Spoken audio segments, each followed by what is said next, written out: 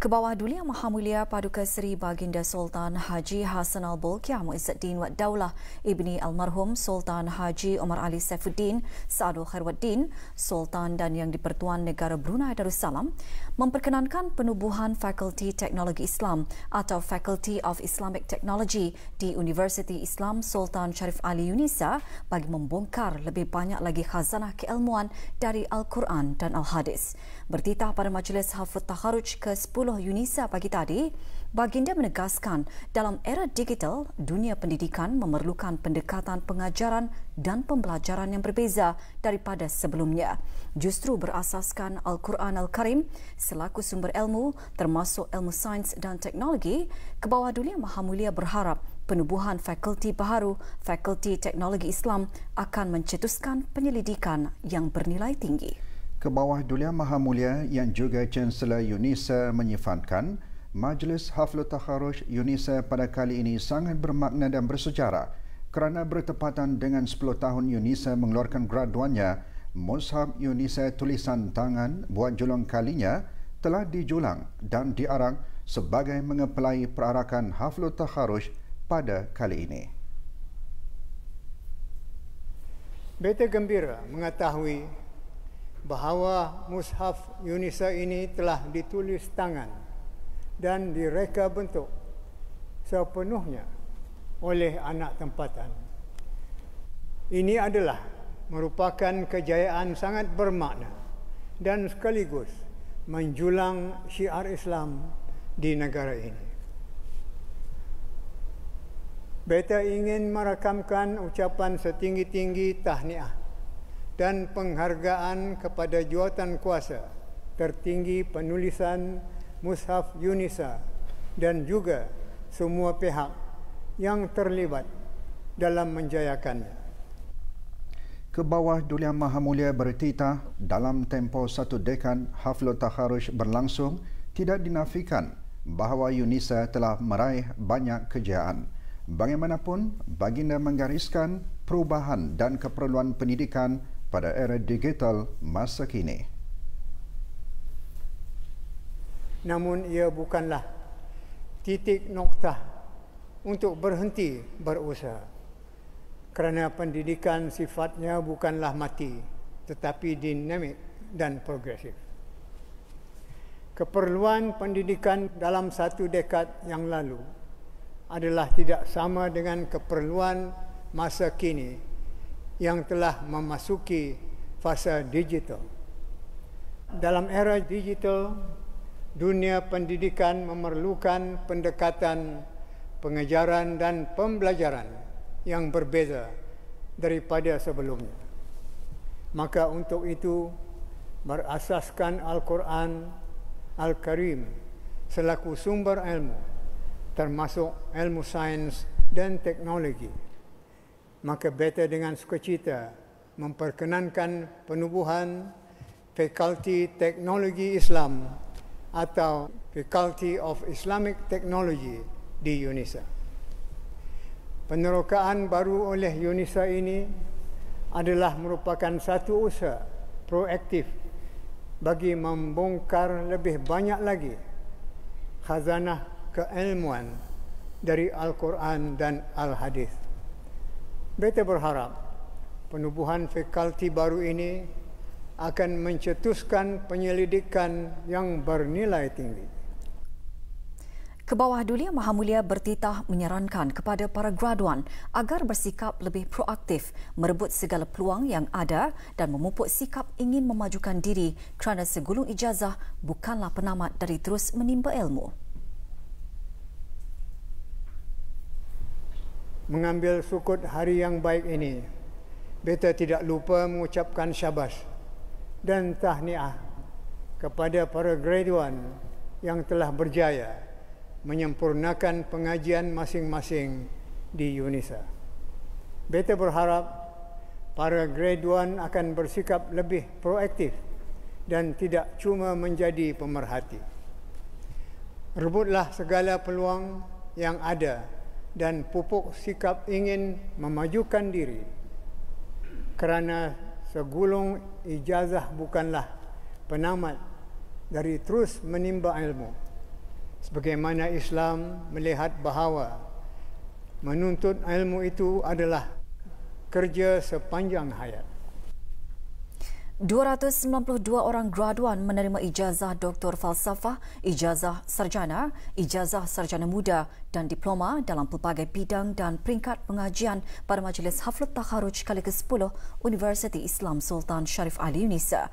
Ke bawah Duli Yang Maha Mulia Paduka Seri Baginda Sultan dan Yang di-Pertuan Negara Brunei Darussalam, Chancellor Unisa berkenan menyempurnakan pengurniaan ijazah dan diploma kepada para graduan. Majlis berlangsung pagi tadi di Pusat Persidangan Antarabangsa Berakas. Dangku Mazdanawati, Pengeran Haji Marali, membawakan laporannya. Majlis dimulakan dengan bacaan surah Al-Fatihah dipimpin oleh Yang Berhormat Pihin Datuk Seri Maharaja Datuk Paduka Seri Setia Dr. Ustaz Haji Awang Abdul Aziz bin Junid, Mufti Kerajaan. إياك نعبد وإياك نستعين اهدنا الصراط المستقيم صراط الذين أنعمت عليهم غير المغضوب عليهم ولا الضالين آمين. Keberangkatan ke bawah Duli Yang Maha Mulia dijunjung oleh Yang Berhormat Datuk Seri Setia Awang Haji Hamzah bin Haji Sulaiman, Menteri Pendidikan selaku pengerusi Majlis Unisa, dan Dr. Haji Nur Arfan bin Haji Zainal, Rektor Unisa. Majlis Haflat Takharuj Unisa pada tahun ini mempunyai kelebihan berbanding acara pada tahun-tahun yang lalu. Buat pertama kalinya, Mushaf Unisa digunakan bagi keberangkatan perarakan Chancellor masuk ke dalam Dewan.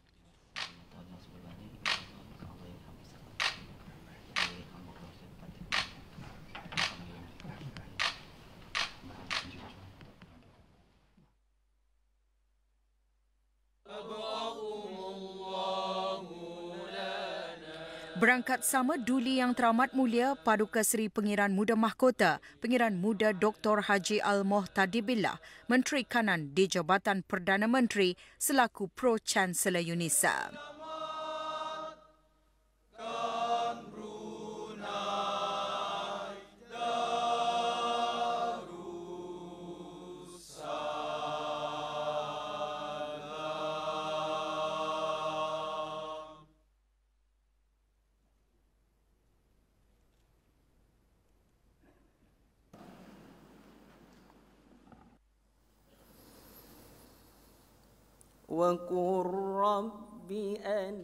Haflat Takharuj diimarahkan dengan bacaan ayat-ayat suci Al-Quran Surah Al-Isra oleh Awangku Muhammad Zul Iskandar bin Pengiran Zulkifli, graduan Sarjana Muda Sains dalam Keuangan Islam.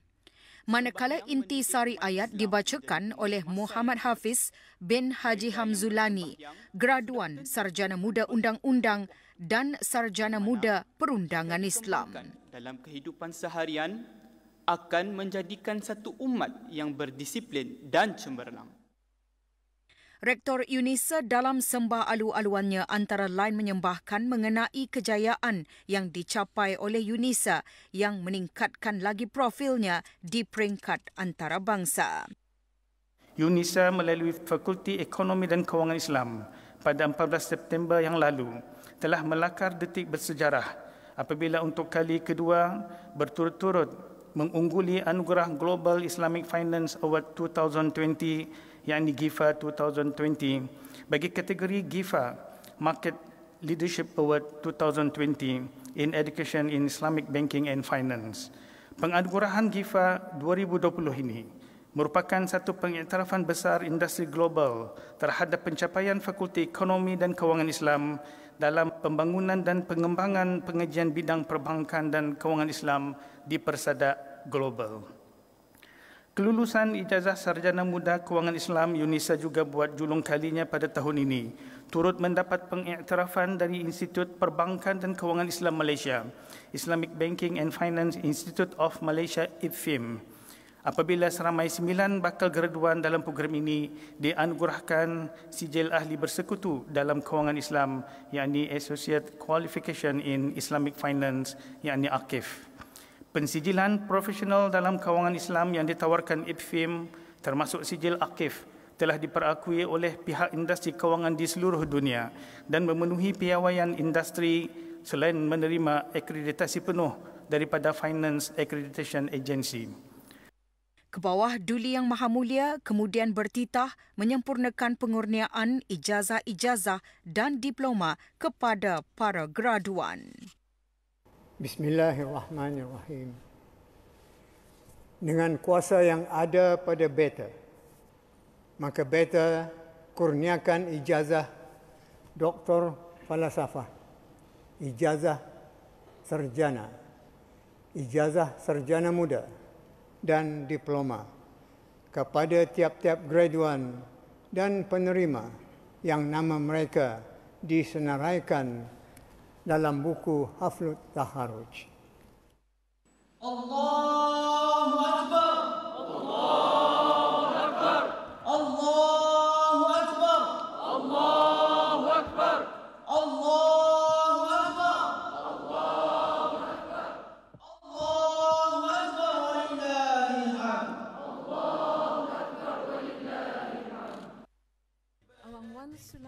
Daripada 292 orang graduan yang diraikan pada Haflut Takharuj ini, 8 orang menerima ijazah Doktor Falsafah, 44 orang menerima ijazah sarjana, 13 menerima diploma perundangan Islam dan guaman syari'i, 9 graduan menerima diploma lepasan ijazah, 187 graduan menerima ijazah sarjana muda dan 31 orang menerima ijazah diploma tertinggi kebangsaan Sistem Keadilan Jenayah Syariah.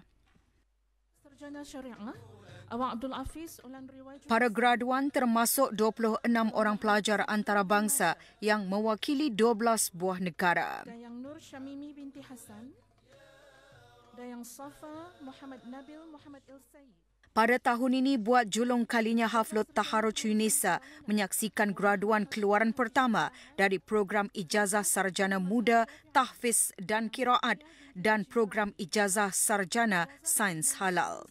Kedua-dua program tersebut sangat signifikan dalam usaha kerajaan mengembangkan potensi individu dan ekonomi negara secara seimbang berasaskan Al-Quran dan As-Sunnah.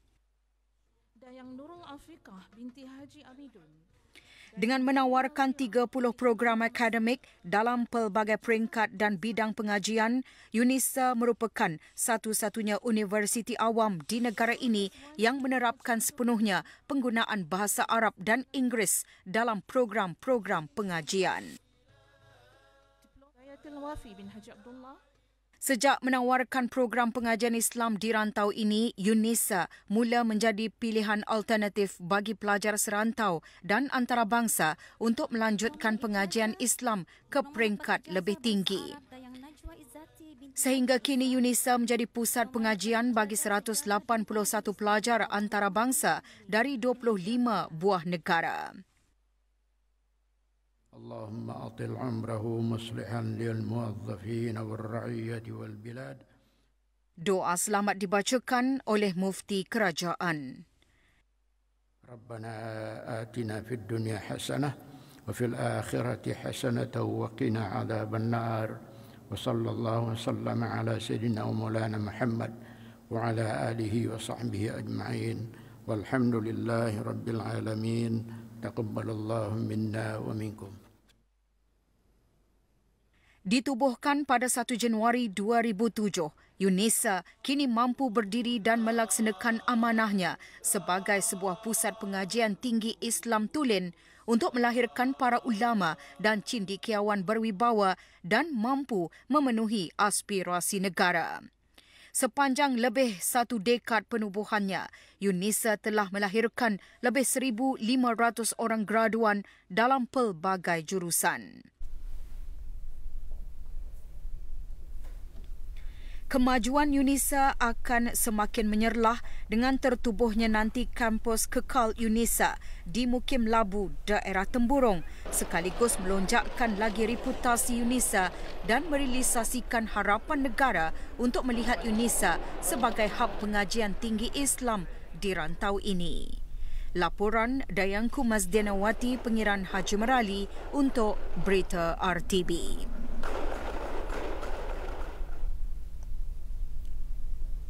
Kebawah Duli Yang Maha Mulia Paduka Seri Baginda Sultan Haji Hassanal Bolkiah Muizzaddin Wad Daulah Ibni Almarhum Sultan Haji Omar Ali Saifuddin Saadul Khairwaddin Sultan dan Ini Pertuan Negara Brunei Darussalam telah berkenan menghantar titah-titah perutusan tahniah kepada Kebawah Duli Yang Maha Mulia Raja Norodom Sihamoni Raja Kemboja.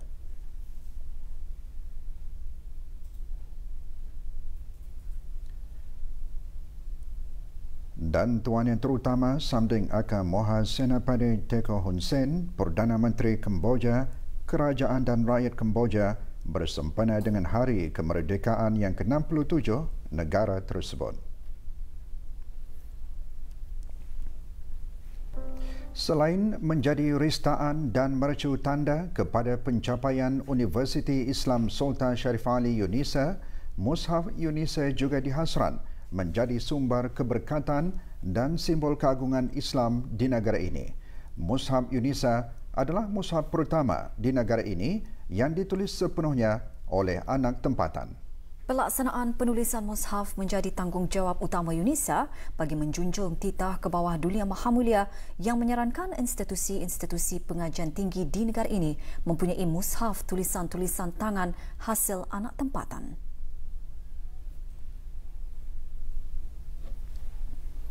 Projek penulisan mushaf UNISA dilancarkan secara rasmi oleh Kebawah Duli Yang Maha Mulia Paduka Seri Baginda Sultan dan Yang di-Pertuan Negara Brunei Darussalam pada 24 Oktober 2011 pada Majlis Istiadat Pelancaran Penulisan Mushaf UNISA dan Majlis Perasmian Maharajan Haflul Takharuj pertama UNISA. Baginda berkenan memulakan penulisan mushaf UNISA dengan menulis basmalah pada lembaran Ummul Kitab.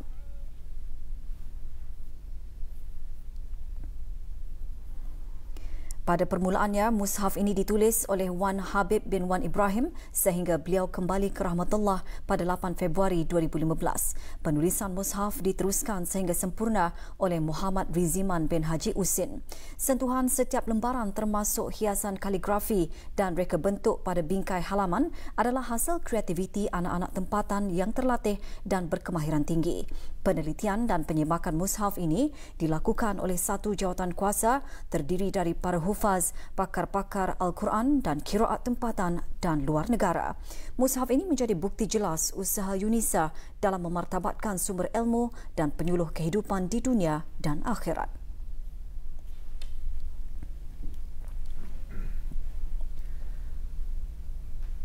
Sikap memandang graduate bukanlah satu pengakhiran dan seterusnya merancang untuk melanjutkan pelajaran ke arah yang lebih tinggi selagi mampu untuk menambah ilmu dan akan terus berjuang demi menyahut wawasan Brunei 2035 untuk melahirkan generasi berpendidikan pada masa yang akan datang merupakan kekuatan semangat para graduan Universiti Islam Sultan Sharif Ali UNISA yang menamatkan pengajian pada Haflul Takharuj kali ke-10 Universiti Islam Sultan Sharif Ali UNISA. Para graduan berkongsi cabaran dan kenangan semasa pengajian dan bertekad dalam memikul amanah dengan harapan ilmu dan pengalaman yang akan dicurahkan kepada masyarakat. Selepas berjaya memegang ijazah ini, amanah itu sangat besar dan saya rasa insyaAllah dengan adanya ilmu yang ada ini, insyaAllah saya akan terus untuk berkhidmat kepada Kerajaan Kebawah Duli dengan lebih baik lagi insyaAllah dan saya akan meneruskan penyelidikan dalam bidang mazhab Syafi'i. Cabaran dari segi fokus untuk menyiapkan pengajian itu. Cara mengatasinya hendaklah ingat bahawa nanti awal-awal memang ada pahit dan insyaAllah nanti memang ada manisnya lah. Memandangkan jurusan saya adalah dalam bidang undang-undang, jadinya salah satu amanah saya adalah untuk membetulkan tanggapan salah orang ramai, contohnya terhadap hak asasi manusia atau kanun jenayah syariah di Brunei. Kita sebagai belia atau pemuda harus mempunyai rasa membalas budi kepada Kerajaan Kebawah Duli dengan menyumbang sesuatu berupa harta, tenaga ataupun masa. Sementara itu, rasa kesyukuran sempena Haflul Takharuj kali ke-10 Universiti Islam Sultan Sharif Ali UNISA tahun ini juga dikongsikan oleh lebih 20 orang pelajar antarabangsa yang juga telah menamatkan sesi pengajian mereka.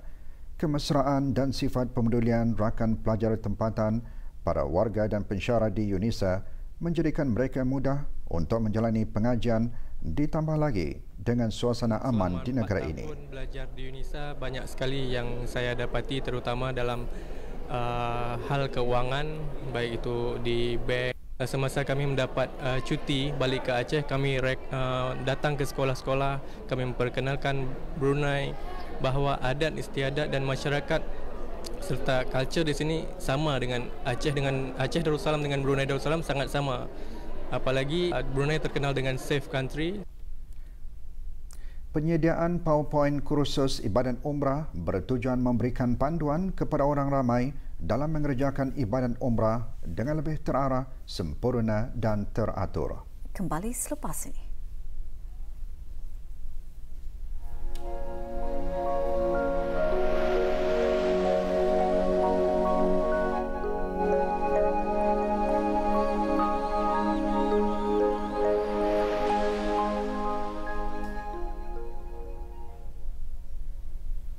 Tidak ada kes jangkitan baharu COVID-19 dicatatkan di negara Brunei Darussalam hari ini.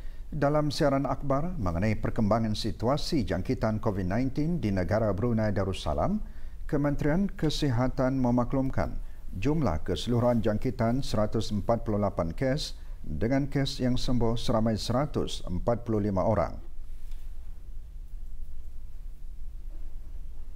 Kes terakhir jangkitan tempatan COVID-19 dilaporkan pada 6 Mei 2020, manakala jumlah kes impon sejak kes jangkitan terakhir tempatan dilaporkan sebanyak 7 kes. 338 orang sedang menjalani pengasingan diri mandatori, manakala seramai 7,772 orang menamatkan pengasingan diri mandatori sejak Mac lalu. Sementara itu, 97 sampel ujian virus SARS-CoV-2 dilaksanakan, menjadikan jumlah keseluruhan ujian makmal yang dijalankan sejak Januari 2020 sebanyak 71,204 ujian.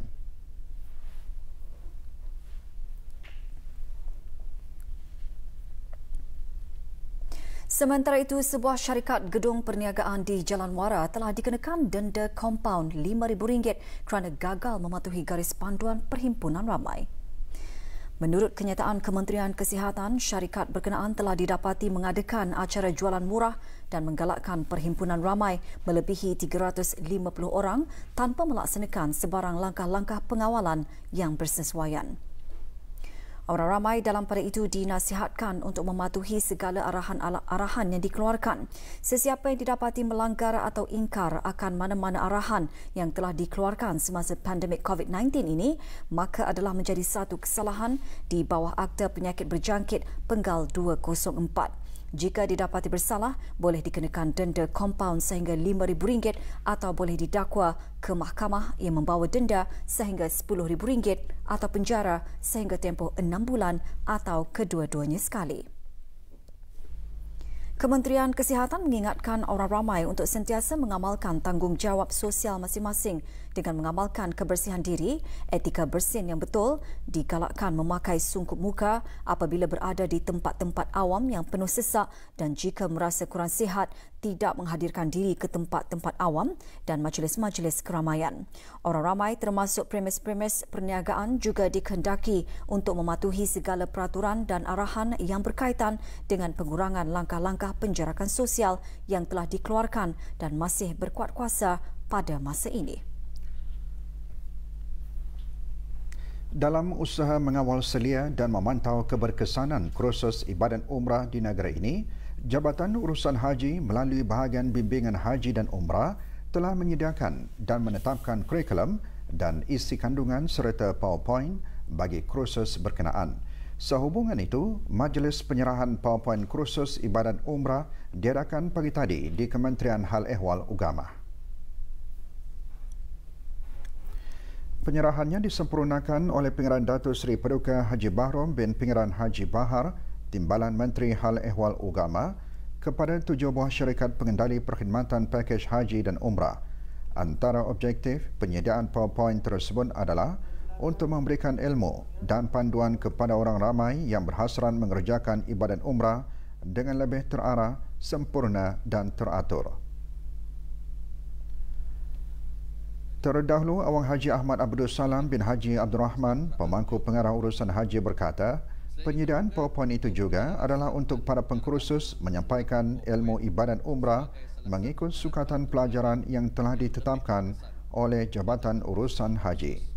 Yang akan menyampaikan kursus ilmu ibadat umrah kepada orang ramai yang berhasil penggunaan PowerPoint sebagai salah satu alat bantu mengajar yang lebih berkesan kepada pengkursus-pengkursus yang akan menyampaikan kursus ilmu ibadat umrah kepada orang ramai yang berhasrat menunaikan ibadat umrah ke Tanah Suci mengikut sukatan pelajaran yang telah ditetapkan oleh Jabatan Urusan Haji, serta menyeragamkan hukum-hukum permasalahan yang ditimbulkan supaya selaras dan menepati dengan hukum hakam berlandaskan ahli sunnah wal jamaah yang diguna pakai sebagai pegangan di negara Brunei Darussalam untuk mengelakkan sebarang percanggahan ataupun kekeliruan. Negara Brunei Darussalam akan dipengaruhi oleh ribut tropika Itau sehingga Rabu ini. Menurut laporan Jabatan Kaji Cuaca, Kementerian Pengangkutan dan Infokomunikasi, hujan kadangkala berangin dan berpetir dijangka berlaku terutama di kawasan perairan negara dan sekali-sekala merebak ke kawasan darat. Kelajuan angin boleh mencapai sehingga 45 km sejam berdekatan ribut petir. Sementara itu, ketinggian ombak di kawasan perairan negara dijangka pada paras sederhana mencecah sehingga ketinggian 1.5 meter. Pembentukan sistem siklon masih aktif di kawasan barat Lautan Pasifik dan Laut Cina Selatan.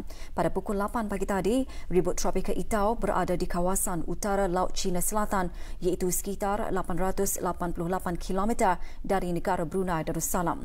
Menurut Jabatan Kaji Cuaca, Kementerian Pengangkutan dan Infokomunikasi, ribut berkenaan diramal bergerak ke arah barat dan menjauhi negara ini. Oleh itu, orang ramai dinasihatkan untuk mengambil perhatian akan risiko banjir kilat terutamanya di kawasan-kawasan rendah dan mudah banjir semasa hujan lebat dan juga bahaya kejadian pokok tumbang semasa keadaan berangin. Orang ramai, para pemandu di jalan raya dan juga para pelaut dinasihatkan supaya sentiasa peka dengan ramalan, nasihat dan amaran cuaca terkini yang dikeluarkan oleh Jabatan Kaji Cuaca Brunei Darussalam dan mengambil langkah-langkah awal atau perancangan yang bersesuaian untuk keselamatan semua. Jabatan Kaji Cuaca Brunei Darussalam juga akan terus memantau perkembangan keadaan cuaca dari masa ke semasa dan akan mengeluarkan nasihat dan amaran cuaca jika dan bila perlu. Bagi maklumat keadaan cuaca terkini, hubungi Pusat Ramalan Cuaca melalui talian cuaca 114 atau layari laman sesawang www.met.gov.pn atau mengikuti laman sosial media Facebook Brunei Weather, Instagram @Brunei Weather dan aplikasi Bimbit Brunei WX.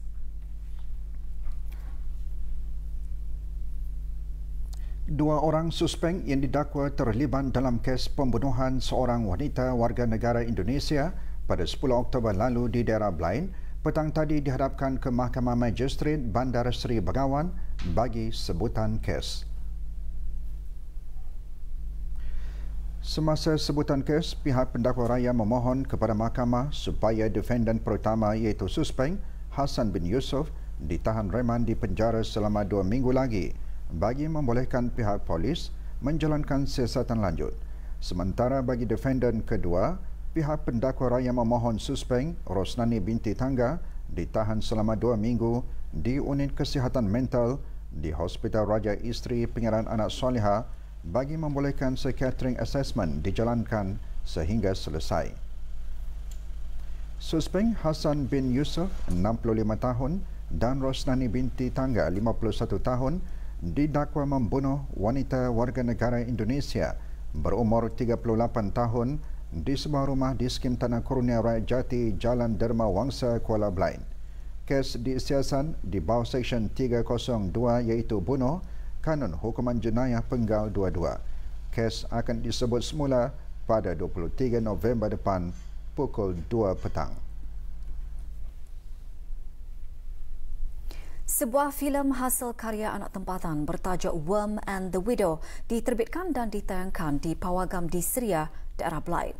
Didedikasikan untuk orang kurang upaya, orang kurang pendengaran dan orang kurang penglihatan, filem berkenaan dilancarkan baru-baru ini di Grandstand Cinema, Seria.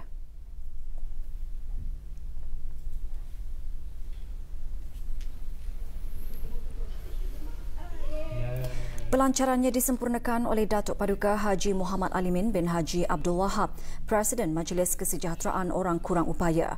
Apa yang menarik, filem ini menggunakan dialek Tutong dan bahasa isyarat serta melibatkan golongan istimewa dalam menghasilkannya. Ia juga antara lain bertujuan untuk membuktikan bahawa orang OKU berkemampuan jika diberikan peluang dan diajar dengan baik, dan juga untuk membuka mindset orang ramai kerana keunikan filem untuk orang ramai.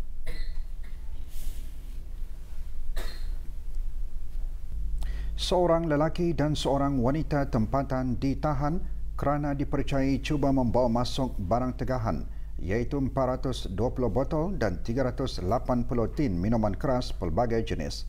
Penguasa polis Haji Mahran bin Haji Ahmad, pegawai pemerintah polis Marin menjelaskan suspek dan barang bukti dibawa ke polis Marin sebelum diserahkan kepada Jabatan Kastam dan Eksais Diraja.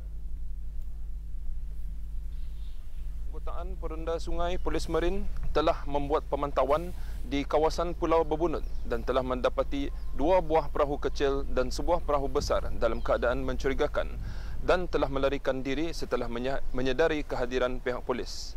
Pihak polis telah menemukan semula 2 buah perahu kecil berkenaan tanpa pemandu di kawasan letak kereta Kampung Sungai Besar.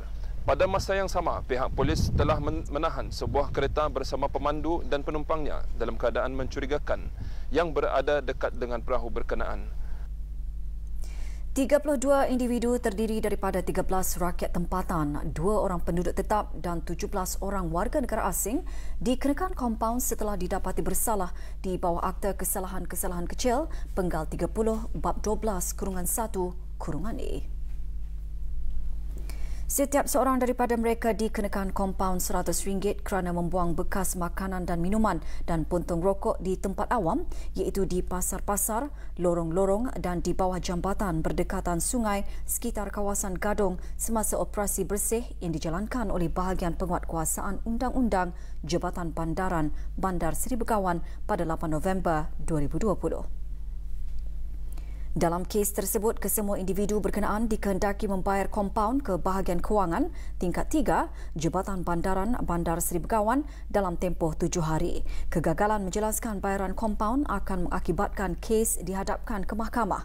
Bagi kesalahan pertama, boleh membawa hukuman denda RM1,000, manakala bagi kesalahan kedua dan seterusnya boleh didenda RM3,000 dan penjara tidak melebihi 3 bulan. Kementerian Kesihatan melalui Pusat Pendermaan Darah Jabatan Perkhidmatan Makmal akan mengadakan kempen pendermaan darah pada minggu kedua bulan ini. Kempen-kempen tersebut dibuka bagi penyertaan orang ramai. Penganjurannya bermatlamat menambah stok simpanan pusat pendermaan darah bagi kegunaan pemindahan darah pesakit-pesakit, terutama sekali bagi pesakit thalassemia dan pesakit yang akan menjalani pembedahan. Kita ikuti perinciannya.